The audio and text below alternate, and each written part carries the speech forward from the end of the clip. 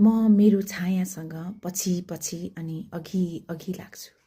कहिले यसले मलाई पछाड्छ, उचाल्छ, म रोकिन्छु, कहिले अड्किन्छु कहीँ कतै।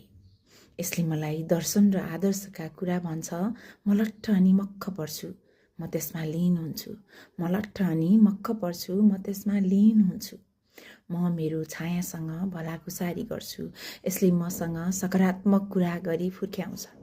म आकाशमाथि पुग्छु, इन्द्रेणीको संसारमा। म हरेक मौसममा निर्धक्क पंक्षी बनी उडिरहन्छु।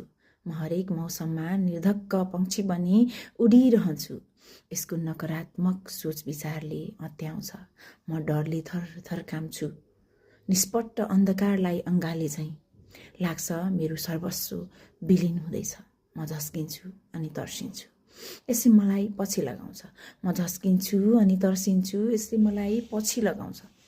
मौनतामा मौन मेरो छाया मसँग मुस्कुराएर भन्छ, तिमी पत्थर सरी कठोर अनि फूल सरी कोमल, फलाम सरी बलियो, न तिमीलाई केहीले असर गर्छ। तिमी पत्थर सरी कठोर अनि फूल सरी कोमल, फलाम सरी बलियो, न तिमीलाई केहीले असर गर्छ। म झल्यास भिउजिन्छु। साँच्चै मसँग म हुनुमा म खुसी छु। म रोकिनुहुन्न। म र मेरो छायासँग जसरी पनि म हिँडिरहनुपर्छ।